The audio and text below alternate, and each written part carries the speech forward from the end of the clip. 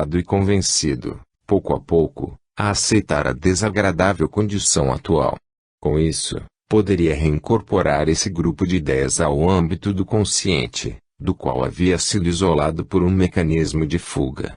No mosaico geral da individualidade, estaria, assim, reposta no seu lugar e condição, a peça que se isolara do contexto, restabelecendo desenho e colorido primitivos.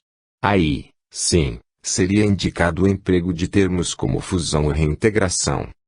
Psicologia, psicanálise e psiquiatria constituem o bloco de disciplinas que mais fundo se envolvem com o complexo problema do ser humano, suas angústias, ânsias e lutas, suas emoções, enfim. São estas as ciências incumbidas de ajudar a desenvolver uma técnica apropriada de viver, mais do que a de curar disfunções, dado que a vivência correta não suscita conflitos. Por isso, o estudo da natureza humana não pode, pelo menos, não deve, ignorar certo colorido ético.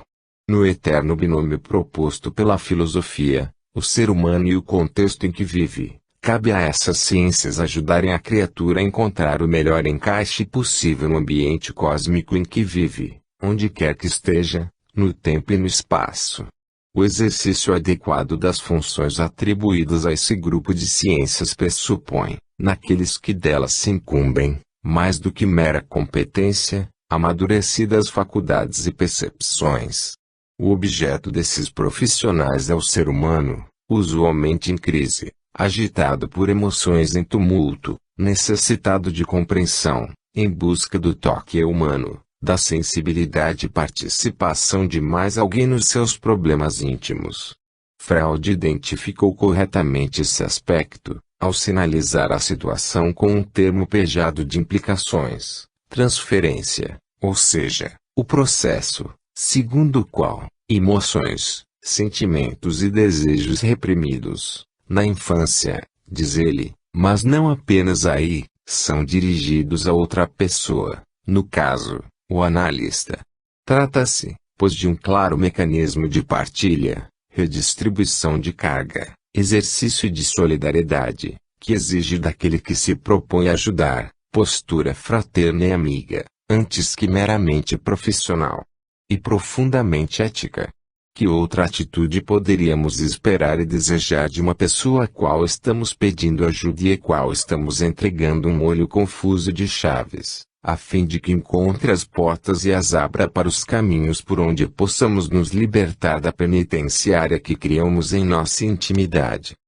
Estas são, portanto, deixem-me reiterar, ciências da alma, não da mente, termo este impessoal, vazio de conteúdo ético. E a alma humana que ali está em jogo.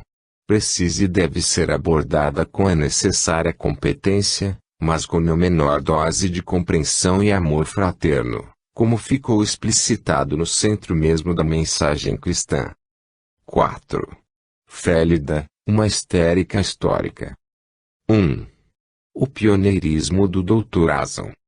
Citação obrigatória em todos os estudos acerca da personalidade múltipla. O livro do Dr. Azzon, professor da Faculdade de Medicina de Bordeaux, sobre o caso Félida, foi publicado em 1887, ungido com prefácio consagrador do eminente Dr. Charcot, datado de Halle, de janeiro daquele mesmo ano. Tinha de estar, necessariamente, emoldurado pela doutrina da histeria, então nos seus dias de glória. Como lembra Charcot, o hipnotismo acabava de conquistar seu espaço na ciência e era justo lembrar aqueles que tiveram a coragem de estudar essa matéria, ao tempo em que ela se encontrava sob a pressão de universal reprovação. O Dr. Azzon fora, na França, um pioneiro na aplicação das técnicas preconizadas na Inglaterra pelo Dr. Bride, que resgatara o magnetismo das brumas do ocultismo, dando-lhe novo rótulo e títulos de cidadania perante a comunidade acadêmica. O velho problema de sempre. Ao enfatizar a coragem do Dr. Azzon, Charcot observa que, em lugar dele, muitos médicos teriam deixado passar a oportunidade de se deter diante dos fatos que ele relata, seja por temor de serem enganados pelas charlatanices de uma histérica, seja pelo receio de comprometerem sua reputação com estudos desacreditados, seja, simplesmente, por se deixarem levar por essa preguiça científica que nos afasta de todos os fatos novos e inabituais. O destaque em meu e o texto do Dr. Charcot continua atual, mais de um século após escrito. Vem de longa data, como se vê, a acomodação, os temores e a indiferença perante aspectos inusitados da vida. Ao escrever esse prefácio, o Dr. Charcot estava no auge de sua glória. Em 1885, informa Ronald W. Clark, no livro sobre Freud, ele era um dos mais famosos médicos da época e acabara de projetar a Salpêtrière internacionalmente, como o mais autorizado centro de radiação de novos conceitos médicos. Não é de admirar-se, pois, o tom algo condescendente com o Dr. Azam, ao identificar o parentesco das pesquisas do médico de Bordeaux com as da Salpêtrière e convidar nosso eminente colega a partilhar do sucesso da obra para a qual ele contribuiu. As primeiras 50 páginas do livro Dr. Azam dedica às suas experiências e reflexões acerca do hipnotismo, a que também chama de sono nervoso. Como seria de esperar-se, seu enfoque é claramente fisiológico, ou, melhor, materialista, segundo o qual o objeto de seus estudos são as funções cerebrais. As crises são ataques de nervos, os sensitivos pesquisados são doentes mentais, a amnésia parcial ou total sobre certos eventos é devida a uma impressão insuficiente sobre o cérebro, por causa da diminuição momentânea e periódica no afluxo de sangue a certas partes do cérebro. Quanto à histeria, seus conceitos são os de Charcot, junto de quem trabalhou por algum tempo, como assistente. Sua paciente Félida é, decididamente, histérica. Sua saúde geral, escreve a página 146, é deplorável, dado que ela sofre de todos os males que a histeria confirmada traz consigo, nevralgias, hemorragias passivas, contrações, paralisias locais, etc. Nela se observam, à vontade, fenômenos histéricos de grande raridade. Pag. 151. Félida, observa a Pag. 176. É histérica há 20 anos, o que significa que sua constituição é dominada por uma diátese que se poderia chamar de mãe dos estados estranhos e dos milagres. A histeria ela deve às convulsões, os súbitos estados de sono, o sonambulismo espontâneo etc. que observo nela há cerca de 30 anos. O destaque é do original francês. De todas as neuroses, escreve mais adiante, a Pag. 268, a histeria é, sem dúvida, a que provoca as mais frequentes atenções da personalidade, ela domina a patologia da mulher. A histeria é, a seu ver, a diátese dominante nas pessoas que se apresentam esses fenômenos singulares, são considerados fenômenos singulares pelo Dr. Azam, os de personalidade dupla ou múltipla, alucinações visuais ou auditivas, além dos já referidos estados estranhos e milagres, dos quais a histeria é a matriz. Nada de espíritos ou fantasmas, cujos relatos, examinados em profundidade, não passariam, segundo o Dr. Azam, Pag. 133, de alucinações, sonhos penosos e doentios. A poesia e a imaginação fazem o resto, conclui, de maneira irrecorrível.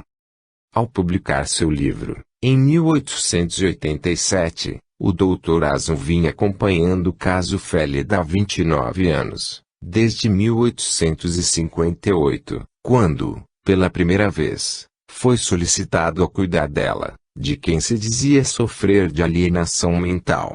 A jovem apresentava fenômenos singulares de catalepsia espontânea, anestesia, hiperestesia, bem como o que o médico considera interessante lesão de memória, de qual não se tinha notícia, na ciência. 2. Perfil do caso. Félida nascera em Bordeaux em 1843, em família de classe média. Seu pai fora oficial de marinha mercante, Mas ela criou-se com grandes dificuldades, pois a mãe ficara viúva e com outros filhos sob sua responsabilidade.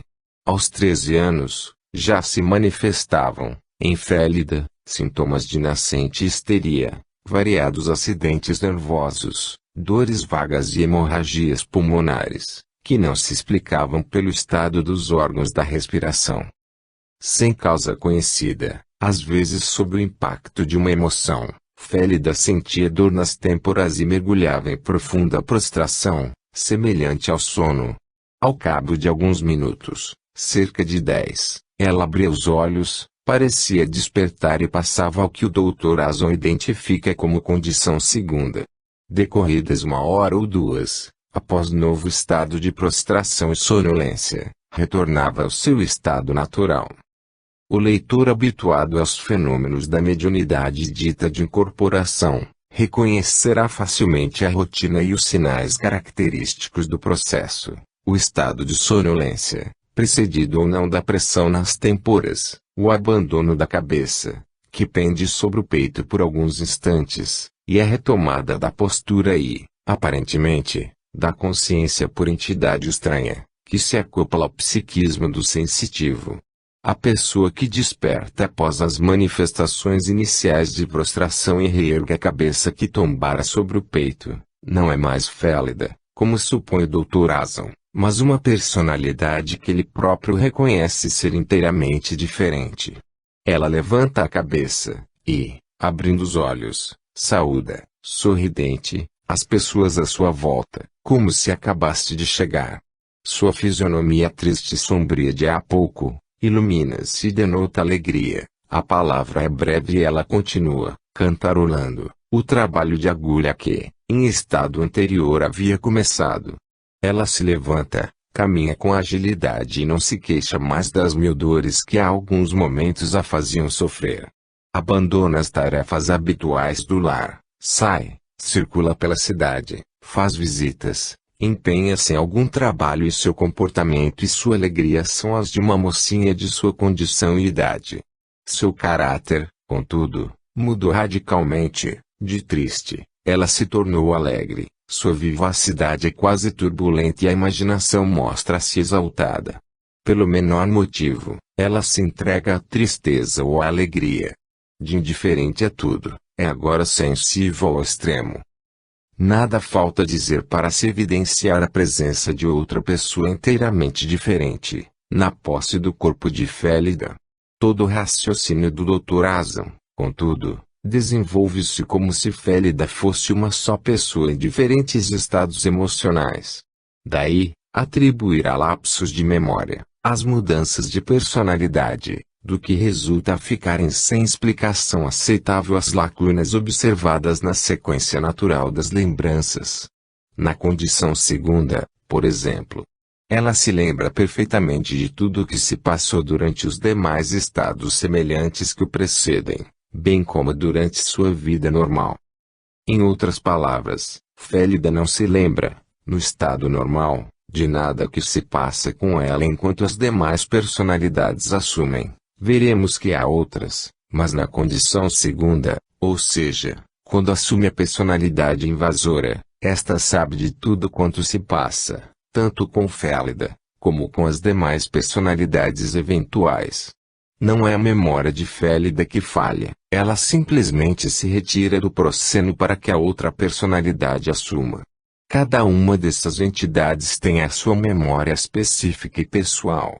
Félida, não o seu corpo físico, mas seu psiquismo, ou, melhor, seu espírito, temporariamente afastada do corpo, permanece em algum lugar ou dimensão da qual retorna sem consciência do que se passou, tal como nos escapam a lembrança de grande maioria de nossos sonhos e da atividade em desdobramento, enquanto o corpo repousa. Observa, ainda, o Dr. Ason, que, interrogada a respeito, qualquer que seja a personalidade manifestada em Félida se encontra em estado normal, ao passo que a outra é o estado de crise. Em verdade, ambas estão em estado normal, são apenas personalidades autônomas, cada uma dentro da sua normalidade. Uma, Félida, dona do corpo, outras, que, sem ter sido mencionado qualquer nome pelo qual pudessem ser identificadas, ficam sendo conhecidas apenas como condição segunda, condição terceira, e assim por diante. Em casos mais recentes, Oxford, Sibyl, Eve, Milligan, as personalidades se apresentam com nomes e até sobrenomes arranjados ou até, admissivelmente, seus mesmos, de outras vivências. O dogmatismo científico de considerar as diversas manifestações como fragmentos de uma só personalidade originária tem criado bloqueios ainda não superados ao melhor entendimento da questão, sobre a qual inúmeras informações preciosas poderiam ser obtidas. As personalidades ditas secundárias se dizem, por exemplo, seres autônomos, e o demonstram por bem marcadas características psicológicas, éticas e culturais. Nada impede a exploração, em amplitude e profundidade, de tais aspectos, ainda que a partir de hipóteses exploratórias, e com todas as precauções usuais da pesquisa séria. Vimos, com o Dr. Wickland, uma de tais personalidades perfeitamente identificada como Emily Julia Esteve. Há numerosas outras em seus trabalhos. No caso Lurancy, a personalidade secundária ou condição segunda, identifica-se como a falecida Marie Wolfe é reconhecida pelos parentes e amigos, dado que ninguém poderia ter todas as suas lembranças, tendências, características e traços de personalidade. O que tem a dizer essas entidades de si mesmas e do contexto em que vivem? O que fazem, quando não estão manifestadas através do corpo da pessoa afetada? Quem são, afinal? Por que estão ali e fazendo o quê? Com que finalidade? É importante, a propósito da autonomia das personalidades, o testemunho do Dr. Asan, que assim se expressa, pág. 68, a respeito de Félida. Tanto na sua existência, normal, como na outra, suas faculdades intelectuais e mentais, se bem que diferentes, são incontestavelmente inteiriças, sem nenhuma ideia delirante, falsa apreciação ou alucinação. Félida é outra, é estudo. Eu diria mesmo que, no segundo estado, na condição segunda, todas as suas faculdades parecem mais desenvolvidas e mais completas. Até mesmo a dor física deixa de incomodar, quando a personalidade secundária está no comando da situação. Não que Félida seja outra, como diz o doutor, a outra que se põe no lugar de Félida, depois de desalojá-la do corpo físico. O Dr. Asan reconhece até que se trata de personalidade bem superior à de Félida no seu estado dito normal. Durante certo período, em 1858, a personalidade secundária manifestava-se e ficava no controle por 3 ou 4 horas diariamente. De repente, apagava-se a alegria, sua cabeça pendia sobre o peito, ela recaía no estado de torpor. Alguns minutos se passavam e eis que ela abre os olhos, de volta à sua existência habitual. Quando se trata de um trabalho iniciado no estado anterior, pela outra, diria eu, ela não sabe do que se trata, de início, e precisa esforçar-se por compreendê-lo e dar-lhe continuidade. Prontamente voltam as dores, queixas e lamentações. Em lugar da alegria espontânea e comunicativa da outra, Félida de nada se lembra do que passou naquelas 2 ou 3 horas em que esteve ausente, do corpo físico. Interessantes fenômenos fisiológicos ocorrem enquanto Félida se encontra na condição segunda, o que leva o Dr. Asan a supor consolidado seu diagnóstico de histeria. Ela apresenta a famosa bulia epigastrique, tida como típica dos histéricos, enquanto a sensibilidade táctil sofre alterações importantes, dado que vários pontos de seu corpo físico se mostram anestesiados, tanto quanto anulado seu paladar. Fenômenos ainda mais complexos, como ocorrência de áreas insensíveis no corpo e contraturas que se deslocam de um lado para outro, ou de um membro para outro foram observados em Louisville. Pelos doutores Borru e Burot, como ainda veremos. Já poderíamos ter aprendido bem mais com essas manifestações, se estivessem sendo feitas as perguntas corretas, como lembra o Dr. Lezan. 3. Breve discussão teórico-especulativa. Por que anula o paladar? Qual a causa da insensibilidade táctil seletiva?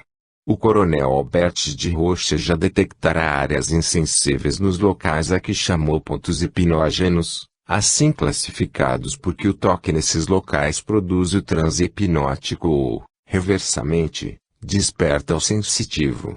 Observando o fenômeno através da evidência de outros sensitivos utilizados em paralelo, como controle, descobriu de Rochas que desses pontos desprendia-se uma energia luminosa, hoje mais aceitável graças ao efeito Kirlian. Na verdade, sensitivos e médiums sempre se anteciparam a importantes descobertas científicas, tanto quanto os profetas antecipam o conhecimento de eventos mais próximos ou mais distanciados no tempo futuro. O desdobramento do corpo energético, ou seja, sua separação temporária do corpo físico ao qual está acoplado, deixa este último insensível e isso também o coronel de Rochas testou. Não é outro, aliás, o mecanismo da anestesia médica que, ao provocar, por meio de drogas, o desligamento parcial dos dois corpos, produz anestesia no corpo físico. Pacientes desdobrados por efeito da anestesia química têm contribuído com numerosos testemunhos a respeito, descrevendo operações a que assistem, perfeitamente lúcidos, de posição privilegiada. Em tais situações, o corpo físico que está sendo operado, se lhes afigura mero objeto ou vestimenta pesada, de que a pessoa se despiu por algum tempo, a fim de que pudesse ser livremente manipulado, graças à insensibilidade à dor. E possível, por conseguinte, que numa comunidade de várias entidades acopladas ao mesmo corpo físico, pontos de atuação estejam distribuídos pelo corpo do hospedeiro, sob o comando do cérebro, como tomadas para os diversos plugs das diferentes personalidades que integram o condomínio. Em Louisville observamos que quando determinada personalidade emerge, as contraturas e áreas anestesiadas ocorrem em regiões específicas no corpo físico, sempre as mesmas para cada entidade, ao passo que, ao ser desalojada aquela personalidade para que outra consiga acoplar-se, mudam as áreas insensíveis e os membros em contração. Seria o caso de supor-se, por exemplo, que determinada entidade controlasse esta ou aquela área, este ou aquele membro, segundo suas implantações específicas no painel cerebral, provocando, ao manifestar-se, a paralisia ou a anestesia nos demais que se acham sob controle de outras entidades. Em outras palavras, para que uma entidade possa ligar seu plug na tomada que lhe é própria no corpo do hospedeiro, é preciso que as outras se desliguem previamente. Quando todas as chamadas personalidades secundárias se desligam, Louisville assume o controle total de seu corpo, que há pouco mostrava-se afligido por contraturas e paralisado aqui e ali. Quando isto acontece, ele tem condições de movimentar livremente o corpo físico e pode até nadar, como demonstrou aos perplexos médicos. Precisamos, contudo, voltar ao Dr. Asan. Antes, uma observação que parece oportuna. Às vezes somos levados a pensar que os avanços do conhecimento ocorreriam por impulsos, diria mesmo, por espasmos, dado que cada ciclo superado tem de ser rompido por alguns pioneiros insatisfeitos com PS antigos modelos. Ainda há pouco repassávamos as judiciosas reflexões do Dr. Charcot, ao condenar aqueles que receiam comprometer sua reputação com estudos desacreditados, bem como outros que se acomodam numa atitude de preguiça científica, atitudes essas que, no dizer do ilustre prefaciador do Dr. Asan, nos afastam de todos os fatos novos e inabituais. O problema, contudo, e ainda mais complexo, porque esgotado o ciclo do conformismo ou do temor, dá-se a ruptura dos velhos modelos, em favor de outros mais racionais e competentes, para estacionamento no âmbito dos novos modelos, até que alguém comece, deliberadamente, a trabalhar por nova ruptura, em busca de outro patamar de entendimento. Após mais de um século, o ciclo da histeria continua à espera de uma ruptura inovadora, que se retarda, provavelmente pelas mesmas razões denunciadas pelo Dr. Charcot, em 1887, quando o fantasma temido pelos estudiosos era o hipnotismo. 4. A correnteza da consciência. Dentro da hipótese esboçada acima, as lacunas que ocorrem na consciência de Félida, em seu estado normal, não são as causas suscitadoras do fenômeno de transformação em condição segunda, mas a interrupção, por desligamento do corpo energético, para que a entidade invasora possa ligar-se na tomada que lhe está reservada, a fim de acoplar-se com todo o seu psiquismo, consciência, vontade e tudo mais que constitui uma individualidade autônoma. Ainda não se pesquisou com a necessária acuidade e desejo de aprender, o que ocorre com o psiquismo do hospedeiro, no caso, com Félida, quando outra entidade assume os controles. A consciência é fenômeno contínuo, ininterrupto, ainda que, eventualmente, possa deixar de manifestar-se através do corpo físico. Vimos, páginas atrás, a considerável importância que o professor William James atribui à continuidade da consciência, como característica básica do arcabouço da pessoa humana. A expressão que ele emprega para catalogar o fenômeno é stream-of-consciousness, feliz analogia, dado que o termo stream corresponde, em português, à correnteza, de um rio regato, sempre em movimento direcionado, em oposição às águas de um lago, ou de um oceano, que se movimentam, mas não continuamente num único sentido. Dessa maneira, a consciência de Félida continua a funcionar, alhures, em dimensão que a pesquisa científica ainda não se empenhou em observar. Com o corpo energético desdobrado, parcialmente desligado do corpo físico, Félida eleva, não apenas sua consciência, mas todo o seu psiquismo, inclusive as estruturas de memória. Com abordagem adequada, essa memória pode perfeitamente ser pesquisada e questionada, pois lá estará a informação desejada. O Dr. Freud afirma categoricamente, em Interpretação dos Sonhos, apoiado em citação de Shows, que nada do que uma vez possuímos psiquicamente está completamente perdido. Poder-se-ia levantar aqui a dúvida de que os eventos ocorridos enquanto o corpo de Félida estava sob controle de outra entidade não se registraram na sua mente, ou, como continua propondo a ciência, no seu cérebro. Na realidade, porém, os registros da memória têm seu assento no cérebro do corpo energético e não no cérebro físico, no qual apenas alguns apoios existem para as terminais operativas do imenso computador da memória. E é assim que se movimenta o corpo físico, que executa os comandos da mente, despachados, através dos nervos, aos músculos, às glândulas, aos órgãos e a toda a engenhosa máquina biológica. Mas a origem mesmo desses comandos é a entidade espiritual, não o cérebro. Assim como a mente da personalidade invasora também tem seu funcionamento contínuo, ou, na concepção de William James, não seria uma pessoa, a de Félida também opera da mesma maneira. O que teria ela pensado e feito enquanto esteve desacoplada de seu corpo físico? Por outro lado, o que faz e pensa a entidade invasora quando não está acoplada e manifestada no corpo físico de seu hospedeiro? Mary Rolfe deu uma ideia a respeito disso, ainda que sumária e incompleta, o suficiente para nos sentirmos frustrados pelo que um bem planejado diálogo com ela poderia ter revelado. Laurence Venom não deixou, ao que parece, depoimento acerca do que lhe ocorreu enquanto esteve afastada, com o corpo entregue a Marie. Pelo testemunho da mãe, sabe-se que Laurence obteve bom proveito desse tempo, ao observar a realidade espiritual, de posição privilegiada, in loco, como que do outro lado da vida, pois, afinal de contas, é tudo vida, ainda que invisível aos nossos olhos. Declarou a senhora Venom que Laurence retornou dessa incursão pela dimensão invisível, mais viva e mais inteligente, mais diligente, amadurecida e polida que antes. Todo esse surpreendente amadurecimento realizou-se no espaço de algumas semanas, sem contar, ainda, que voltou curada dos distúrbios psíquicos que a atormentavam. Retornou, portanto, de uma viagem ao mundo póstumo, contexto onde a realidade é da vida e não a da morte e onde os seres tidos por mortos, estão mais vivos do que nunca.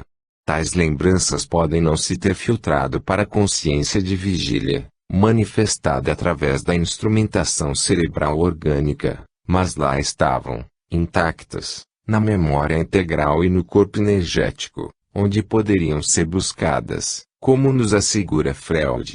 Ele mesmo teve oportunidade de conferir essa indelebilidade da memória, ao resgatar pela hipnose, ou pela livre associação de ideias, a lembrança de acontecimentos densamente envolvidos pelo esquecimento voluntário, defensivo, anestesiante, ainda que inconscientemente processado.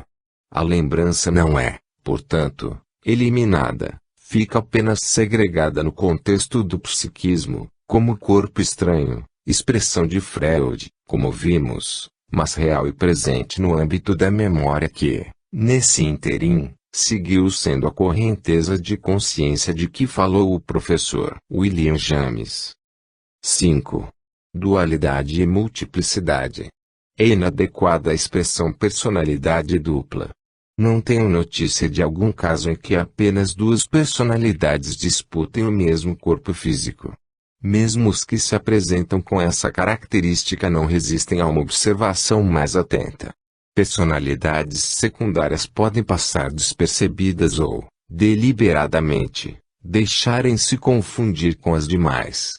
Nesse sentido, o livro do Dr. Azzon não está corretamente intitulado, pois o caso Félida não é de double conscience, consciência dupla, porém múltipla. Além da condição primeira e da segunda, pelo menos mais uma, que seria a condição terceira, foi detectada nas telas do psiquismo da moça, como se pode ler a partir da página 72. Após comentar os sintomas que, a seu ver, caracterizavam Félida como inequívoca histérica, o autor acrescenta que, pela época que se refere, manifestou-se nela um estado terceiro que, não obstante, ele considera apenas um epifenômeno da crise histérica, naturalmente, acrescentando que presenciou esse estado apenas 2 ou 3 vezes. O que não significa que não tenha ocorrido em outras oportunidades, sem que ele o testemunhasse. Essa hipótese, aliás, ele a confirma, ao dizer que o marido de Félida presenciou o estado terceiro cerca de 30 vezes, até a data em que o autor escreve tais observações. Não descarto, ainda, a possibilidade de manifestação de outras entidades que não tenham sido reconhecidas como tal. O mesmo critério clássico de personalidade dupla foi adotado pelos médicos que cuidaram do caso Eve, identificadas, logo de início, como Eve White, branca, e Eve Black, preta, uma boazinha, pacífica, comportada e a outra turbulenta, farrista e irresponsável. Quando surge uma terceira entidade, os médicos a classificam como fusão das duas anteriores. E ponto final. A hospedeira, no entanto, continuaria a abrigar enorme condomínio de invasores, como ainda veremos. No caso Félida, a passagem para o estado terceiro obedece à mesma rotina básica, mas com significativa alteração no procedimento. Em vez de a manifestação verificar-se a partir do estado normal de Félida, ela ocorre quando a moça está no que o doutor chama de sua condição segunda, ou seja, quando o corpo está sob controle da segunda entidade. Ela parece adormecer, a cabeça pende sobre o peito, sinal de que o corpo físico acaba de ser temporariamente abandonado para que a outra entidade possa acoplar-se, e, em lugar de despertar, leia-se reassumir, em seu estado normal, como Félida, manifesta-se uma personalidade possuída por indescritível terror, a gritar que tem medo. A entidade não reconhece ninguém, a não ser o marido de Félida.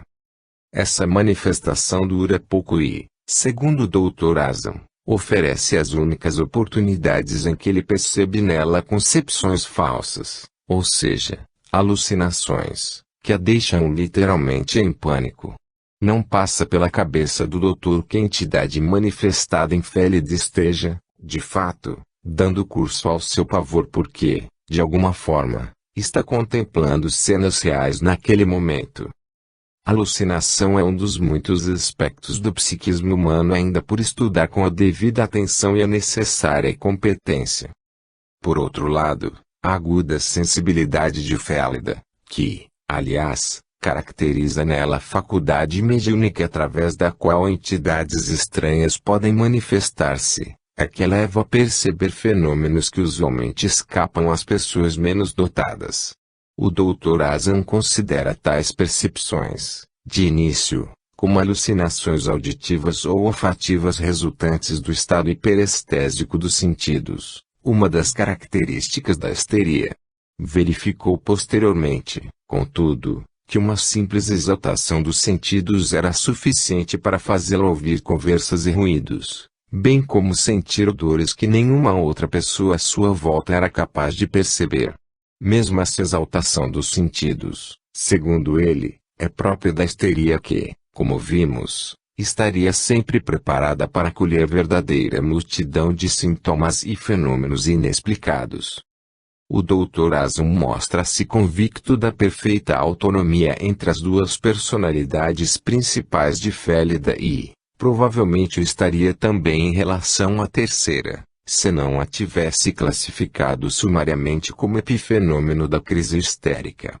Há, na histeria, espaço para tudo o que acontece de estranho no psiquismo. Epifenômeno, segundo Aurélio, é aquele cuja presença ou ausência não altera o fenômeno que se toma principalmente em consideração. Tomou-se inquestionável, para o autor, essa nítida dualidade, quando Félida, em sua condição segunda, ou seja, sob controle da outra entidade, deixou-se seduzir por um jovem e ficou grávida. Queixava-se ela, certa ocasião, ao médico, do agravamento de suas condições de saúde, pois o ventre crescia e ela experimentava, pela manhã, ânsias de vômito. No fundo, ela própria suspeitava da gravidez, mas hesitava em admiti-la ao doutor e à família, o que acabou fazendo, porém, deixando transparecer a preocupação que a situação lhe acarretava. O doutor observa, contudo, que, na sua condição segunda, pouco se lhe dá que estivesse grávida ou não. Isso constitui atitude padrão em vários, se não em todos os casos de personalidade múltipla. Entidades invasoras tomam o corpo de seu hospedeiro, armam situações desastrosas, envolvem-se em conflitos, provocam distúrbios, criam problemas de toda a sorte e, quando as coisas se complicam, simplesmente se retiram, deixando as consequências a cargo da personalidade que vimos chamando de a dona do corpo, ou outra que se considere, no condomínio, mais apta para encarar os fatos ou aceitá-los submissamente. E o que vemos com as Eves, com Sibyl, Oxford ou com Billy Milligan. No caso Félida, a personalidade secundária decidiu entregar o corpo da outra ao amante, ciente, por certo, de que poderia engravidar-se, mas isso não é problema seu. Atitude muito mais elegante assumiu Mary Rolfe, que, embora já afastada de Lurance e de volta ao seu habitat espiritual póstumo, induziu em Maria um transe hipnótico para que ela tivesse parto sem dor. Félida demonstraria somente haver tomado consciência do que ocorrera com seu corpo quando a gravidez se tornou patente, com a presença do enjoo matinal e a interrupção do ciclo menstrual, o que se confirmaria, logo em seguida, pelo crescimento do ventre. Seja como for, o doutor continuou até o fim a trabalhar o caso como de duplicidade e não multiplicidade de personalidades. 6. A batalha pela posse do corpo. Os episódios narrados até aqui pelo Dr. Asan passaram-se entre 1858 e 1859. A partir de então, o médico perde sua paciente de vista, por algum tempo. Soube, depois, que ela parecia melhor de suas tribulações, teve a criança e a leitava regularmente. Casara-se com o jovem que a pusera grávida, e que o doutor considera pessoa muito inteligente. De 1859 a 1876, as informações de que o médico dispõe foram coletadas e organizadas pelo marido de Félida, que, com seus registros, posteriormente passados ao Dr. Asan, preenche para ele esse claro de 16 anos, quando retomou o caso. A essa altura Félida apresentava perdas de sangue pela boca e crises, que o doutor classifica como acidentes nervosos diversos, devidos, como sempre, à histeria, bem como prolongados acessos de letargia. Ficamos sem saber se tais acessos foram decorrentes de simples desdobramento do corpo energético, ou se, nesse intervalo, seu corpo era tomado por outras entidades invasoras. A moça tinha, a esse tempo, 24 anos de idade. A personalidade secundária, que, de início, tomava-lhe apenas alguns minutos e que passara, gradativamente, algumas horas de permanência, chegava agora a ocupar o corpo cerca de metade do tempo. Eram frequentes as hemorragias pulmonares, bem como fenômenos de paralisia parcial, acessos de letargia, estas etc. Tudo isso claramente atribuível, segundo o doutor, à histeria. Dos 24 aos 27 anos, Félida viveu 3 anos em estado normal, aparentemente sem ser perturbada. De 1859 a 1875, ficou grávida 16 vezes, teve 11 crianças, mas somente 2 vingaram. Observa-se fenômeno semelhante, de frequente estado de gravidez e constantes abortos, na mãe de Sibylle, como ainda veremos. Tenho, a respeito, algumas reflexões a oferecer, mas parece melhor, a esta altura, deixá-las para o momento oportuno. Seja dito, apenas para marcar posição, que vejo, nessas constantes gravidezes, uma conotação que precisa ser investigada em maior profundidade.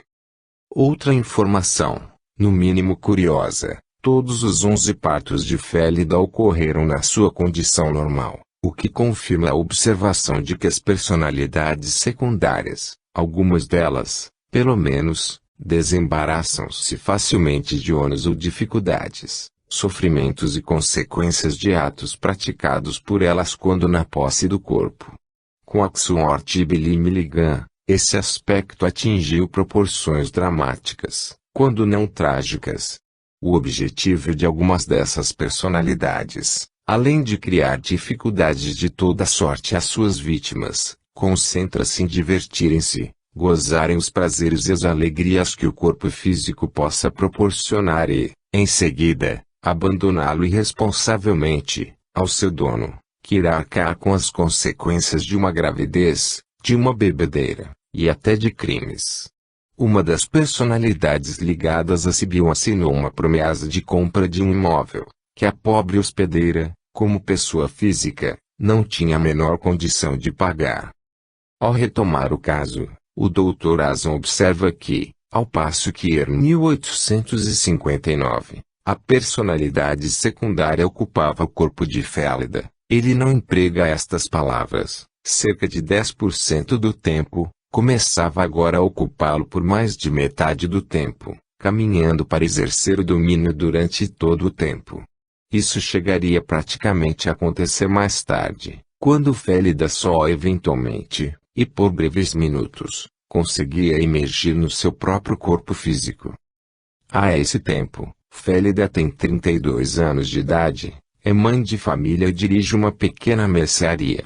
Apenas 2 filhos vivem. O mais velho, com 16 anos, tem o mesmo temperamento nervoso da mãe, por ter sido, segundo o doutor, concebido num período de crise, e muito inteligente e bem dotado para música e sofre ataques de nervos, sem perda total de consciência e, após as crises, demonstra terrores inexplicáveis que lembram o terceiro estado observado anteriormente em sua mãe.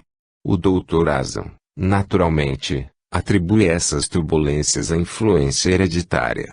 De minha parte, a proposta seria outra.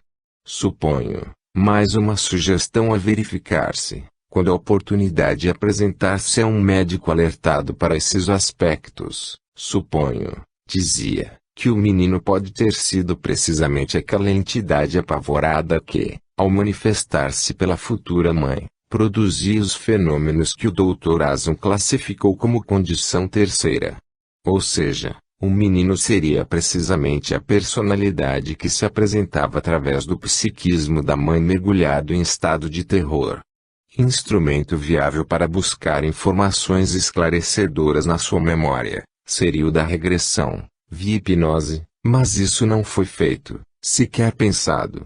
Para a ciência dita positivista da época, e essa postura continua, ainda aponto que com diferentes rótulos, a hipótese seria impensável. Quanto a Félida, a época em que retomou suas consultas com o Dr. Ason, continuava experimentando frequentes ausências, a que ela chamava de crises, enquanto os períodos de normalidade, personalidade de Félida mesmo, vão se tornando mais raros e breves. Quando o doutor a reencontrou para prosseguir no tratamento, a última crise ocorrera há 3 meses. As funções intelectuais estavam em ordem, segundo o médico. Algumas noções conscientes do que se passa com ela no outro estado começam a aflorar. Ela admite que nesses momentos, seu caráter se modifica bastante, ela se torna maldosa e provoca no seu interior cenas violentas. Penso, antes, que ela não provoca, mas assiste a tais cenas, suscitadas por alguém que coexiste na intimidade do seu psiquismo. Ou, segunda hipótese, regride ao tempo em que teria passado pelo episódio representado nas assustadoras cenas que presencia. O Dr. Ason acha, não obstante, que ao falar disso, Félida encontra-se na sua condição segunda, o que significaria que ela estaria mistificando. E possível, mas seria necessário aprofundar mais as observações, de modo a evitar conclusões precipitadas e, portanto, com maiores chances de se revelarem equivocadas. Às vezes, como no verão de 1874, a passagem de um estado para outro parece ter sido facilitada ou precipitada por forte crise emocional, que o doutor não especifica. A personalidade que então assumiu, permanece no controle da situação por longo período de 3 meses. Exceto o marido, que observa com lucidez as alterações que se produzem nela, a impressão geral causada é de que ela apenas sofre de lapsos de memória, dado que, ao retornar, como Félida, ao domínio do corpo, de nada se lembra do ocorrido no período em que a outra personalidade esteve no controle. Ela própria, aliás, após todos esses anos, vai aprendendo a administrar melhor as alterações de personalidade, fazendo o possível para que os circunstantes não o percebam. Já por esse tempo, a personalidade secundária domina a maior parte do tempo, às expensas de Félida, cada vez mais ausente. Um episódio ficou bem documentado a respeito disto. Estava na posse do corpo a personalidade segunda, quando morreu alguém do círculo de relações do casal. Félida, ou seja, a outra, foi ao enterro. Ao regressar, de carruagem, com outras pessoas, Félida emergiu de volta ao corpo, depois do ligeiro e habitual abandono típico do estado vestibular da incorporação mediúnica, durante o qual a cabeça pende sobre o peito, enquanto se dá a troca de comando. A transição tornara-se tão sutil com a prática, que as demais senhoras presentes na condução não o perceberam. Félida despertou sem saber por que estava ali, entre pessoas que conversavam sobre o caráter de um morto, que ela não sabia quem fosse. Com habilidade, ia, em tais circunstâncias, colocando perguntas estratégicas e cautelosas para inteirar-se da situação, sem que ninguém percebesse que ela acabara de chegar de algum lugar de que ela própria não tinha consciência de ter estado. Aprender a sentir a aproximação da crise da alteração e procurava disfarçar para que ninguém, à sua volta, o notasse. Na sua atividade profissional organizou-se para não ser totalmente surpreendida pelas alterações. Ao perceber que se aproximava a passagem do controle, queixava-se de ligeiro mal-estar, levava a mão à cabeça, aguardava alguns momentos, preparando-se para que a personalidade secundária pudesse assumir sem grandes demonstrações. Adquirira mesmo o hábito de tomar notas de medidas ou quantidades enquanto estava atendendo alguém, para que, ao passar de uma personalidade para outra, fosse possível saber o que estava em andamento, no momento da substituição. Mesmo assim, algumas situações escapavam ao seu controle.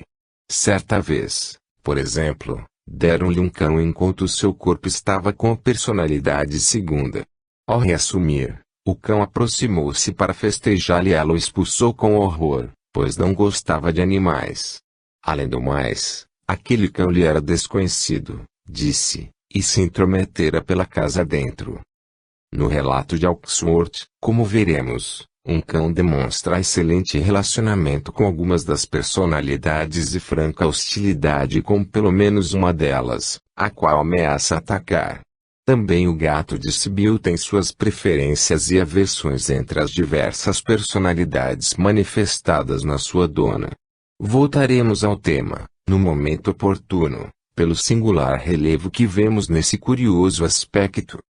Outra observação do doutor contribui para enfatizar os contrastes entre uma personalidade e outra. No seu estado dito natural ou normal, Félida é pessoa fria, pouco afetuosa em relação aos que a cercam e francamente rebelde perante o que o doutor chama de autoridade natural que tem seu marido sobre ela. Queixa-se de que ele é mandão e vive dizendo o que quer e o que não quer que ela faça.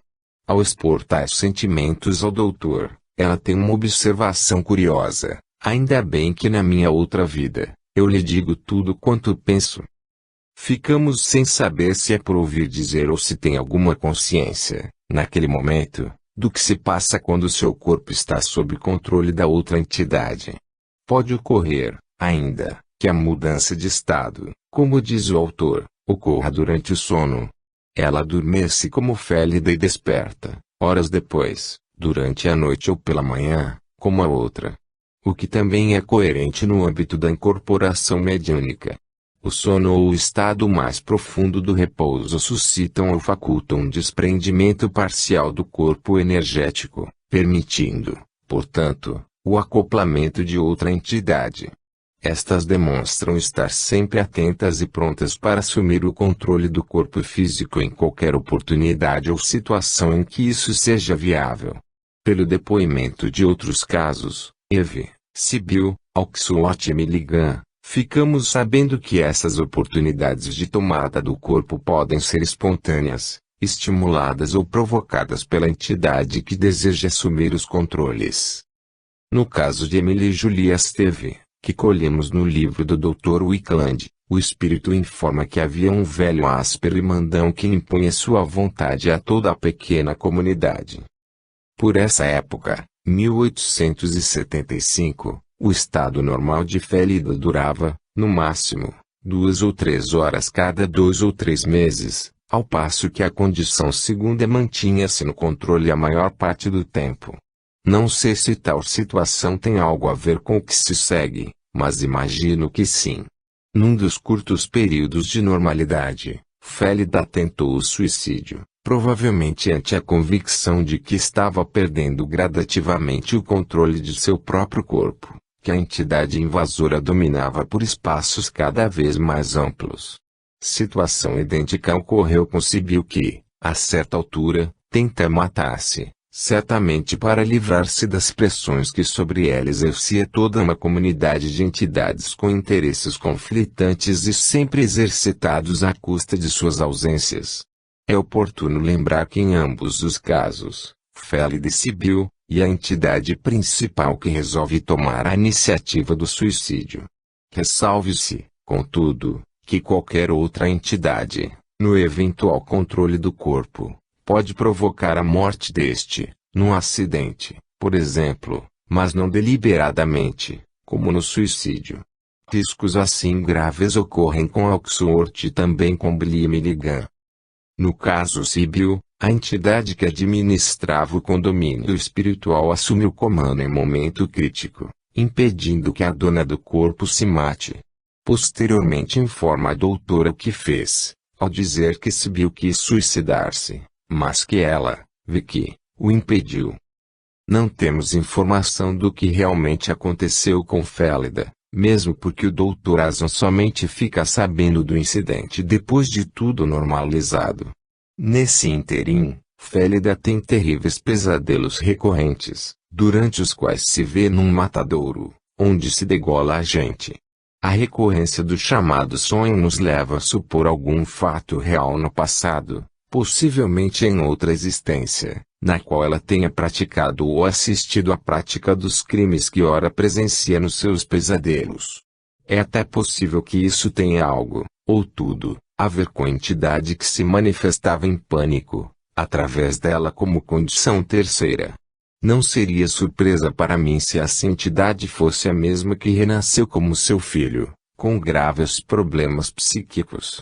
Deixe-me ressalvar que isso são especulações em torno do possível ou provável e não formulações conclusivas resultantes de observações ao vivo. Tais especulações seriam impensáveis no contexto da psiquiatria da época, situação que prevalece. Seja como for, é uma pena que o Dr. Asan não haja trabalhado com hipóteses alternativas mais amplas e variadas. Volto ao autor, neste ponto, a reiterar suas observações acerca dos sentidos de Félida, informando que ela se mostra frequentemente surda do ouvido esquerdo e que o olfato é praticamente obliterado, a não ser para o sangue, cujo odor ela perceber melhor do que a qualquer outro. Sem a pretensão de estar explicando tudo o que ocorre, recorro, mais uma vez, à legitimidade do processo de proposição de hipóteses de trabalho coerentes com as estruturas teóricas que se apoiam na fenomenologia psíquica demonstrada pela mediunidade. A obliteração total ou parcial de certos sentidos pode ser devida ao fato de que, transitoriamente, tais sentidos estejam sob controle da outra entidade que partilha o mesmo corpo físico. Segundo o testemunho do doutor, aliás, tais bloqueios sensoriais não são permanentes, mas ocasionais. Em livre há uma entidade cega, outra que sofre de alergia ao nylon. Em Beli-Milligan, há uma entidade surda. Os chamados acidentes do lado esquerdo, paralisias, contrações, insensibilidade cutânea seletiva, podem acomodar-se no quadro geral da mesma hipótese de interferência da entidade invasora sobre determinados membros, órgãos ou áreas corporais. Se, por exemplo, a personalidade atua ou deixa de atuar sobre o hemisfério direito do cérebro, poderão ser afetados os dispositivos sensoriais ou orgânicos do lado esquerdo, como o ouvido, no caso de Félida, e outros acidentes como se chama o Dr. Asan. Ele acha, contudo, que isso nada tem de extraordinário, e é comum na histeria. E acrescenta modestamente que ainda ignoramos porque as coisas se passam dessa maneira. Nesse ínterim, repetem-se os pesadelos no matadouro, os degolamentos, a sangueira, os terrores. De outras vezes, frequentes, diz o doutor, ela se vê presa por correntes ou cordas que a imobilizam. Acha o médico que isso se deve ao fato de que suas dores musculares assim se apresentam, sob forma de pesadelos.